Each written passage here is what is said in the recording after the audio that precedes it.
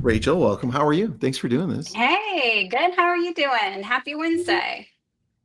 Happy Wednesday.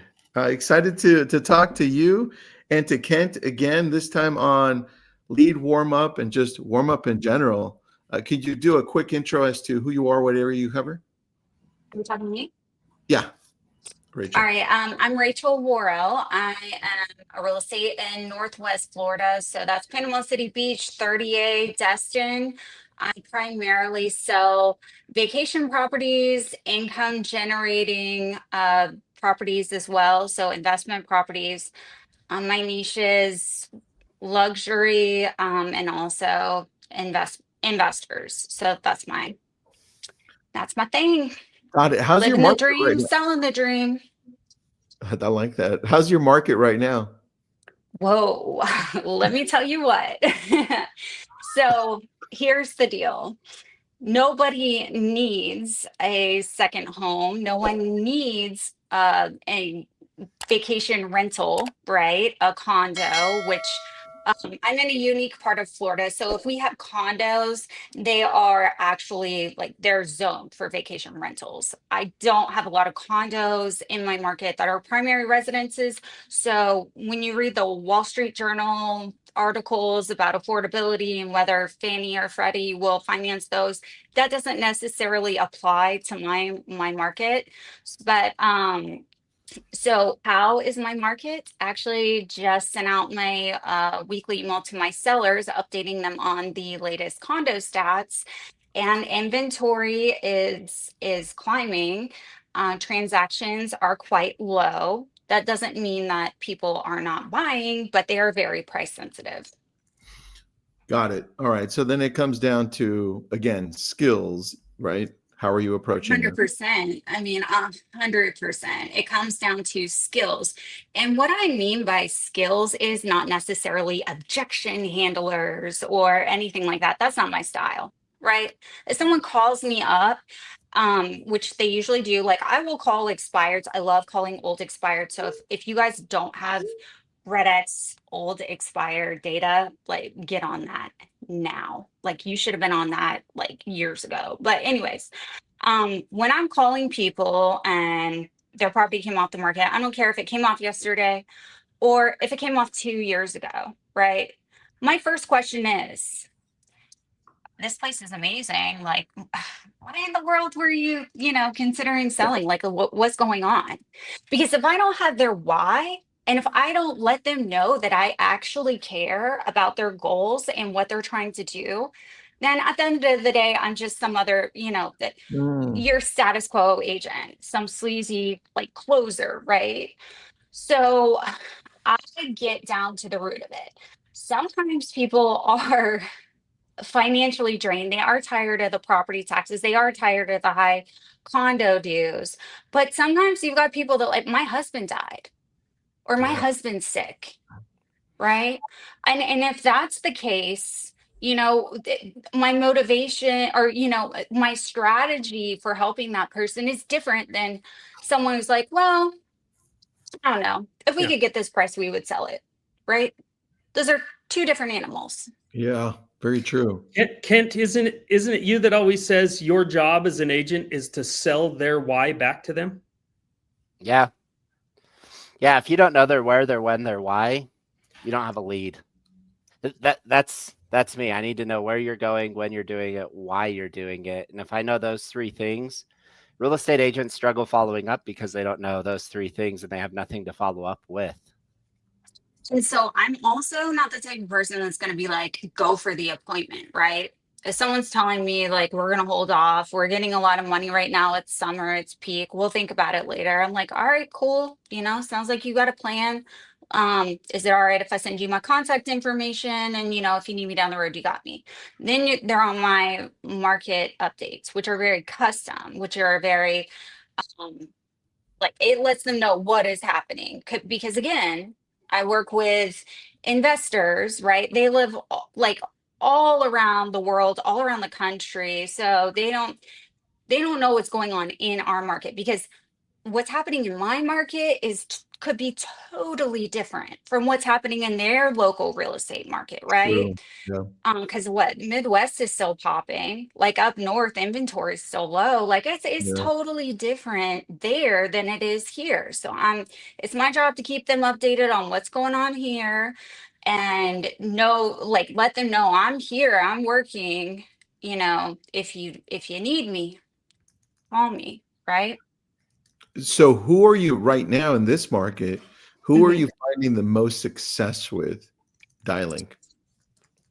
I mean, what do you determine as success? Like, are Uh, you saying like listings are success, closings are success? well, I would say let's go for listings because if we have the right skill set, we can price them correctly, right? So how are you getting the most listings right now?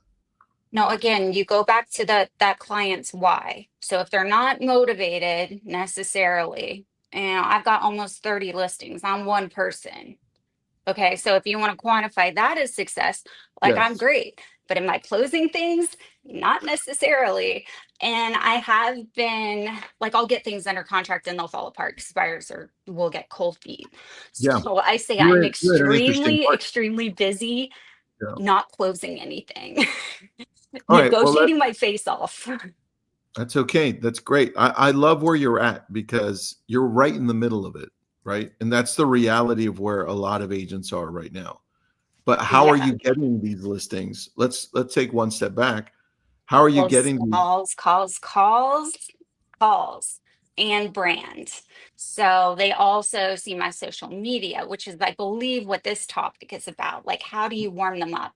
First Yeah. of all, I am the most like charming, not charming necessarily, but very genuine, authentic person. Like, I want to know what is going on in their life to have them thinking about buying or selling real estate. Like, what is going on? So they know, like, when they talk to me, I know what I'm talking about, but they also know that I care. Right. But then that also translates to like I cold call. I mean, that's the majority of like where my business comes from. But then they'll Google me. They're like, who is this Rachel Warrell? Like, who is she? And they'll Google me and then they'll see my social media, which is extremely professional. Like the presentation is always good because again, I told you I'm selling the dream, right? So I need to project that. So I don't care if you're in Canada, I have the most beautiful beaches in the world.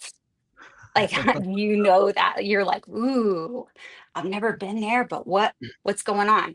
So from there, I believe it gives me credibility. But I think there were some really good, one-liners. Embrace the suck. Like, I love it. I'm like right there. I'm like, yes, I'm like all about that right now, right? But then I'm also oh, what was the other one that I heard? That I forgot. Sorry, ADD, my bad. About your job being to sell their why back to them. That was a good one too. Yeah, I didn't say that. And I don't want to say, sometimes it's helpful to remind them of what's going on, but usually, they know. Like if their husband's dying of cancer, and I tell them, hey, here's the price, you know what I'm saying? Like they make that decision for themselves. I give them the information that they need to make the best decision for them, you know? Um, but I would say I'm not a very like pushy person, but people come to me. And then with the listing appointments, like I really never do a listing appointment. Like they already call me, they know what I do, they get my weekly emails, they see my marketing. I'm usually the only one that's on the interview. That's where I would like to jump in a little bit. Just me knowing you, Rachel, and knowing your social media presence, the brand that you have created online, Mhm. and just to jump in, I think Rachel is the perfect example of the remix. It's why we wanted her to come on. Is she still picks up the phone and calls. She understands I have to have a bunch of conversations. But she said the secret, and maybe so I'm just going to point it out. Is she said, well, then they Google me, and she has all of this marketing presence. So it's prospecting based, but marketing supported, so that it gives her a brand and reputation that people want to do business with, which I think all of us would love to get to the point where we could say, there's nobody else doing the interviews. But what Rachel has put into her online presence is the reason why she's the only interview, is because she recognizes the marketing does this, but I still recognize I still am going to proactively go out and find the opportunities. So in terms of a remix of taking traditional prospecting methods with new, I just want to talk a little bit more about how your social media and stuff makes the prospecting easier or better results in the prospecting. And do you feel like it, the topic was start warmer, close faster. How does your marketing efforts, your social media, your Instagram affect how warm those conversations end up being? I kind of want to maybe edit that. I guess tagline first. I would say, okay, so conversations. That was the tagline I was trying to remember, right? Conversations, which is what was mentioned earlier. Okay, conversations. I don't start out a cold call cold ever, right? The conversation is warm in and of itself. They genuinely like me whenever they get off the phone with me. Yeah. That prompts them to Google. Also, whenever I am making my calls, and let's say somebody doesn't pick up, I leave them a personalized voicemail every time, which I know some people don't do it. Sometimes they drop them. Sometimes, like the first speaker, he calls them back. I don't. I'm like, hey, I don't know if I got the right number. This is Rachel Warrell. I'm a real estate agent here in Panama City Beach, calling about this condo over here, Palazzo Unit 1720. Anyways, give me a quick call when you get a second, my cell phone number, and I say that, right? So they're like, does she have the right number? They call me back, or most of the time they Google me before they call me, which I think is the clutch, right? Where they'll call me back because of my social media, but then also like I took that extra time to do the personalized voicemail. Like, hey, I don't know if you're the owner or not, but anyways, give me a quick call, which 9 times out of 10 they are the owner or they're related to the owner. And then it's over there. And then I just gauge it based on their motivation. Like sometimes we're like, yeah, I've got to sell this, something's going on financially, something's going on with my family, like whatever. But most of the time, so I think the conversations are everything, because if you don't know how to talk to people, even if they meet you in person, if that's not translating, your job as a real estate agent is to help people, and that needs to be conveyed immediately on that phone call, right? And your social media, you need to be backed up by credibility, right? Like, oh, whoa, she's out here working. I want, when they see my social media, they want to feel special like that too. They want their property shown off like how I show off my other properties. So I want to make sure my client feels special. I want to make sure they know they're the star. I'm not. I love that. You put them first. It goes with the same theme Kent was saying. And when people Google you, I just Googled you, right? But I think we all should try Googling ourselves here who are on this session to see what pops up first. And I noticed the very first 3 for yours. Number 1, your main website, like your website. And then Instagram is number 2, right? And then Zillow, Facebook, and YouTube. So that's a great mix of social media with some actual websites, right? So then when people go and take a look at Rachel on Instagram, like what are they going to find, right? And for most people, I don't know that they'll find anything that will pull them in or warm them up. And to your point, the people that say like, oh, I don't have time for social media, it's not important, like I don't want to do Instagram, blah blah blah. Like, Well, when they Google you and they see that, that's important. That's your SEO, your search engine optimization. So you need to be doing that stuff. I mean, are you doing it for fun? You know, like this is business, right? You know, you don't need to be on social media. And I try and keep my social media like sometimes I'll add in something funny or personal, but most of the time, like, you know, it's all business, right? But that is important. Social media is important. It's a factor. Yeah, which we'll show you a little bit later how we're doing social media as well, and the retargeting and bringing people back through Meta as well.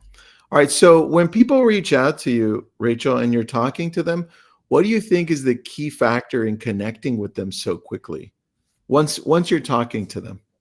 Okay, so their first thing out of my mouth is, "Hey, Rachel, I own this property here. They give me the address. We're thinking about selling." Right? Like the first thing out of my mouth. That's what I need, Curtis. Kent, I need that. Like boom, like the second thing out of my mouth, or no, the first thing out of my mouth after they tell me, they're like, "Hey, Rachel, I own this.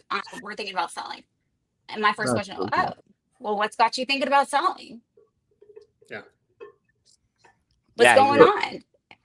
So then tell me your combination of getting to that point. You know, we understand that it's online. That is the equation.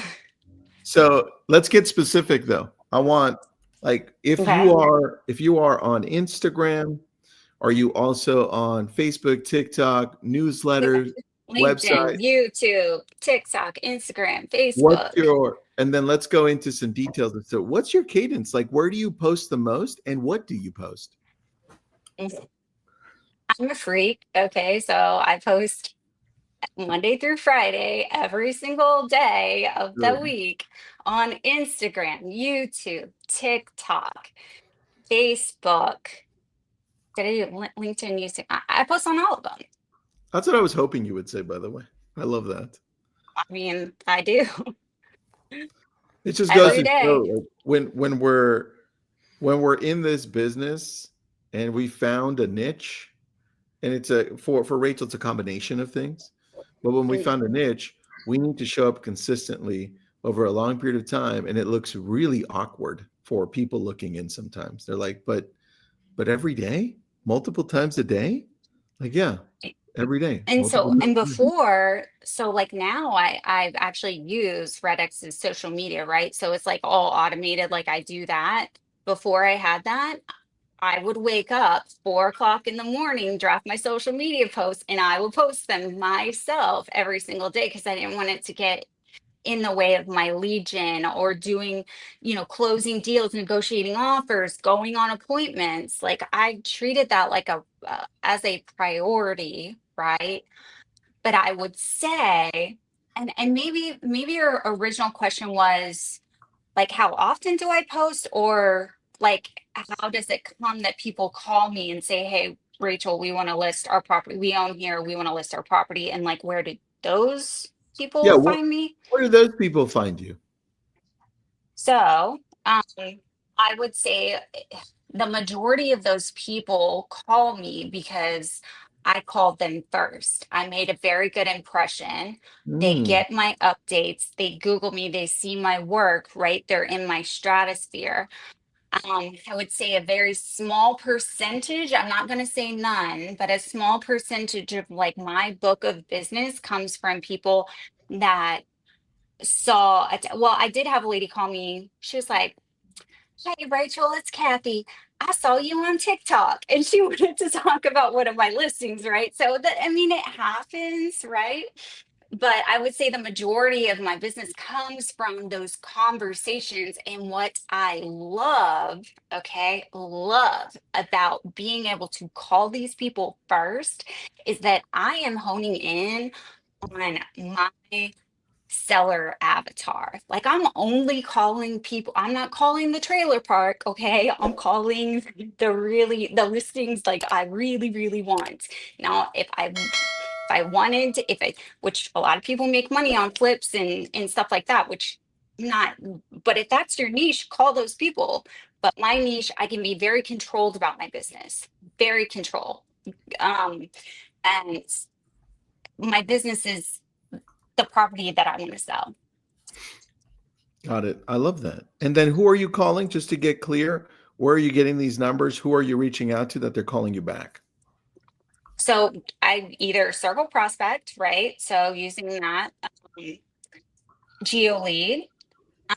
So I've done that over and over again, and also expireds, right? But I can still be selective on which expireds I call.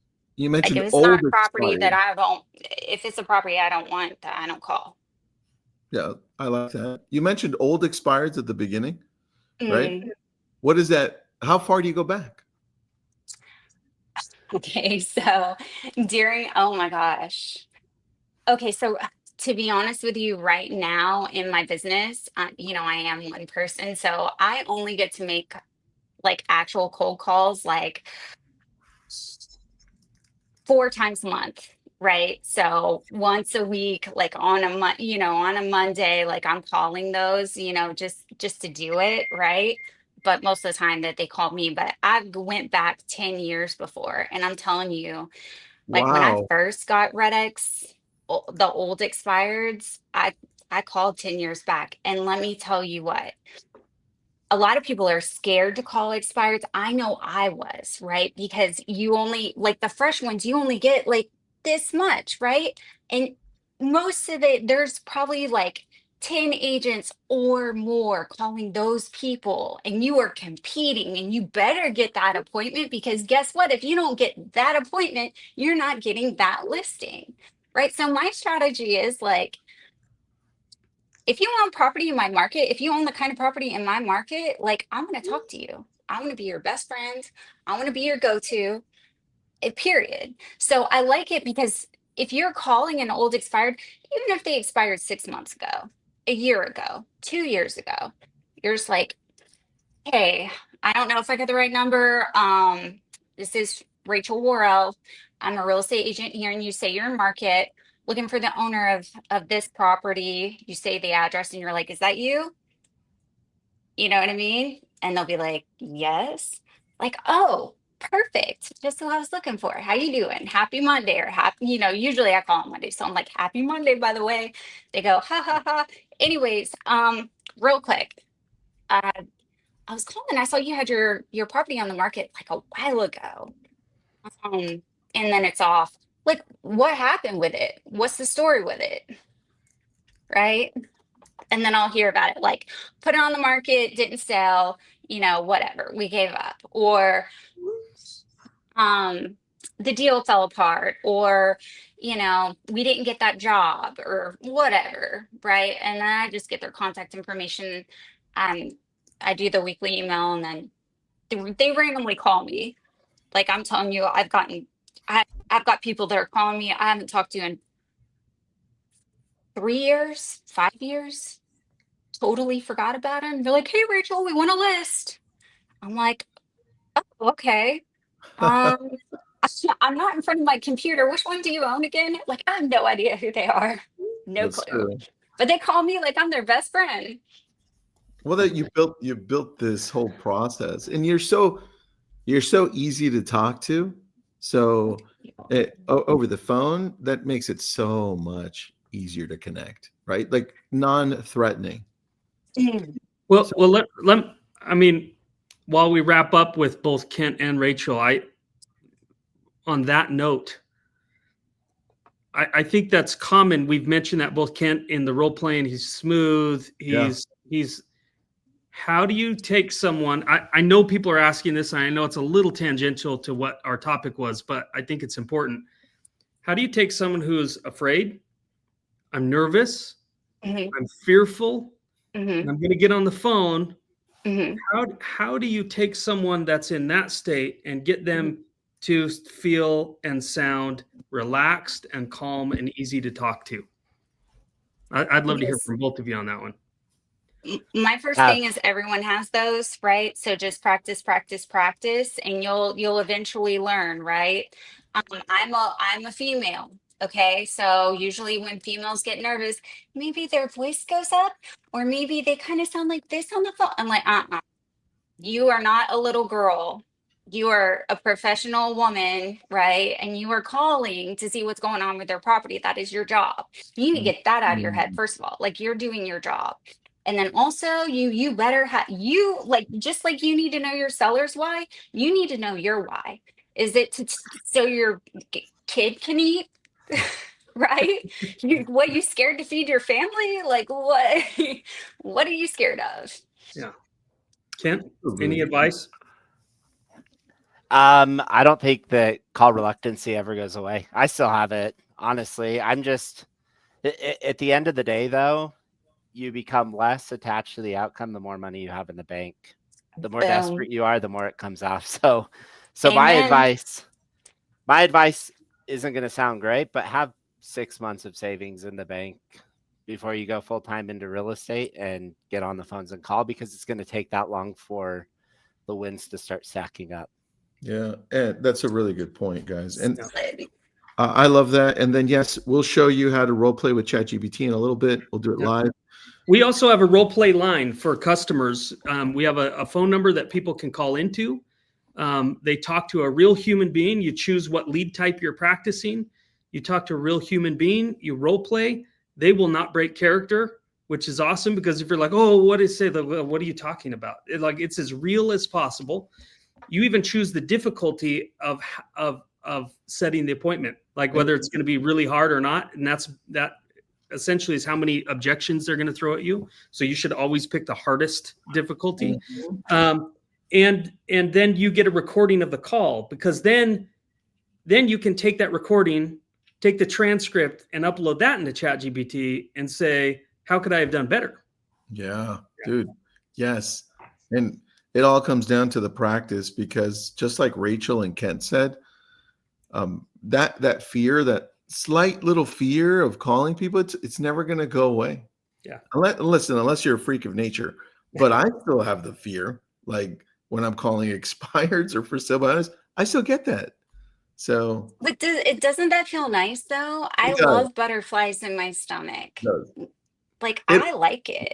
It reminds me that I'm doing something that's going to bring challenges, and that means it's going to be worth it for me. That's how I've translated it. Yep. You don't ever grow in comfort. I think data gets rid of drama too. The more data you have, the less drama you're going to have in making those calls.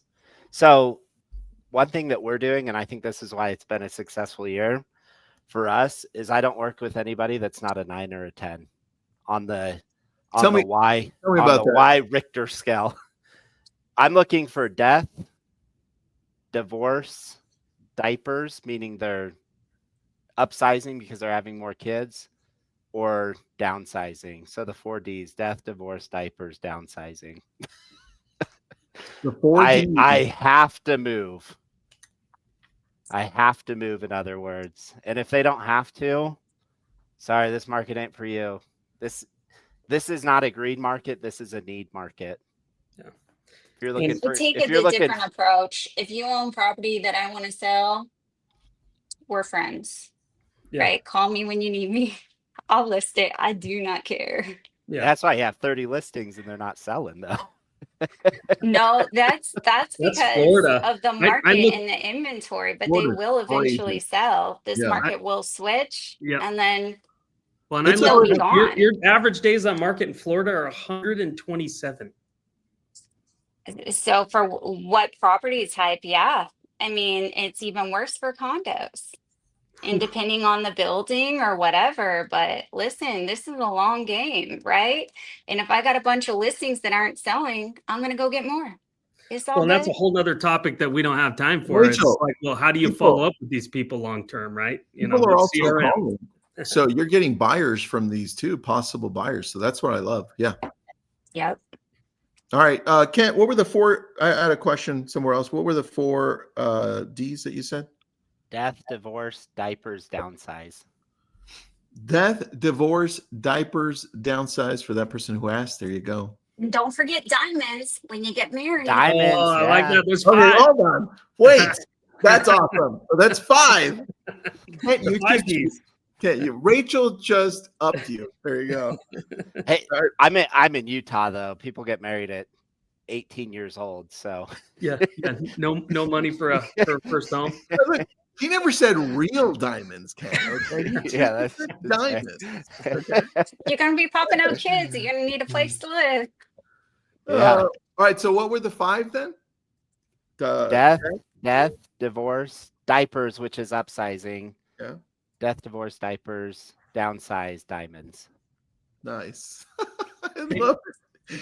Rachel, that was awesome. Thank you for being on. I appreciate Rachel and Kent, thanks. I just wanted to one more Okay. plug because Rachel mentioned very briefly that she's using one of RedX's tools, Brand Builder, to help with her social media content creation and posting.